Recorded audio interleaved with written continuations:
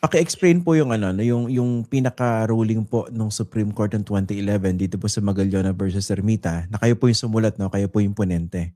Yung classification ng Kalayaan Island Group at saka nitong Scarborough Shoal. Tapos yun nga po, yung konteksto ng maritime zones vis-a-vis territory.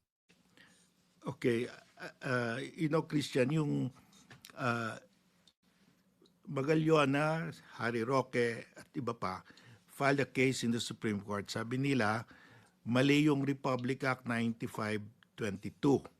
The baselines law. Sabi yung archipelagic baselines law natin, which complies with UNCLOS, dahil ang territorial sea ng Pilipinas ay all the waters within the Treaty of Paris Lines of 1898. Yung pag sinunod mo yung Treaty of Paris, our territorial sea will exceed 12 nautical miles. That So is already sobra. against UNCLOS, against customary international law. It will also incorporate large areas of the exclusive economic zone of the Philippines. Bawal yun eh. Your territorial sea is only up to 12. Yung exclusive economic zone beyond that, you cannot encroach on the exclusive economic zone. And also, there are portions there that part of the high seas enclosed by the Treaty of Paris line. So talagang we are violating totally UNCLOS. We're claiming as territorial sea the exclusive economic zone, large areas of our exclusive economic zone, at saka yung high seas. Alam mo, there is a principle in law, he who comes to court must come with clean hands. Pag in-uphold namin si Magallona at saka si Harry Roque that ang territorial sea natin ay all the waters enclosed by the 1898 Treaty of Paris Lines.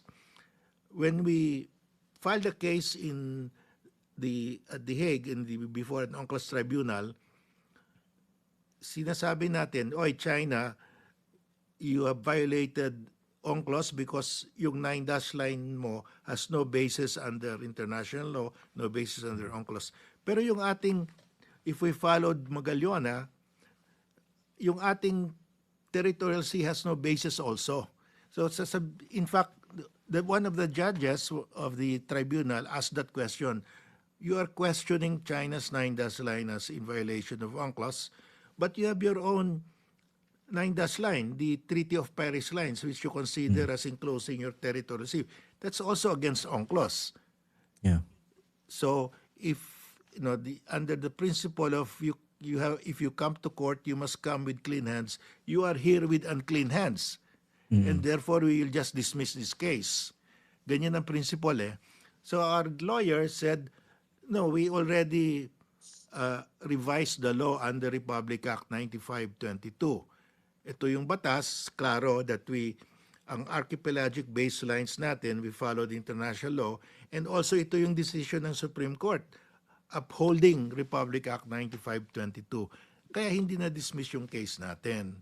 Okay. At saka talagang unusual yung treaty of, alam mo, even the Americans, when we stated in our notes verbal that before Republic Act 9522, sinasabi natin territorial sea natin yung Treaty of Paris Lines. Nag-object yung US.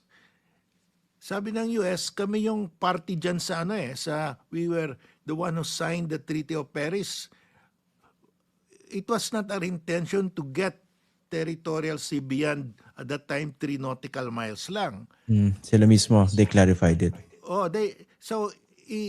Kahit na yung Spain will object dahil they did not see everything within. In fact, the Treaty of Paris lines were abrogated by the Treaty of Washington. Dahil under the Treaty of Paris, sabi ng treaty, Spain cedes to the US all the islands within the treaty lines. Okay, only the islands. Pero later on, nalaman ng US na madami palang isla outside the treaty line. So they signed a second treaty, Treaty of Washington of 1900. 2 years later, nakalagay doon, Spain also cedes to the US any and all islands of the Philippine archipelago lying outside the lines. So nawala yung ano. The Treaty of Paris lines actually was erased by the Treaty of Washington. It has no more significance dahil in the second treaty, what was ceded was any and all islands belonging to the Philippine archipelago, whether within or outside. So the treaty lines no longer had any significance. Yung but alam mo, they tried to claim sila Magallona.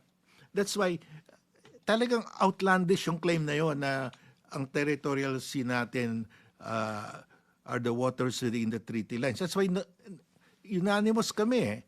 Not a single justice sided with them. And this ruling in 2011 on the 2009 baselines law, malaki po yung naitulong dun sa ating panalo sa Permanent Court of Arbitration.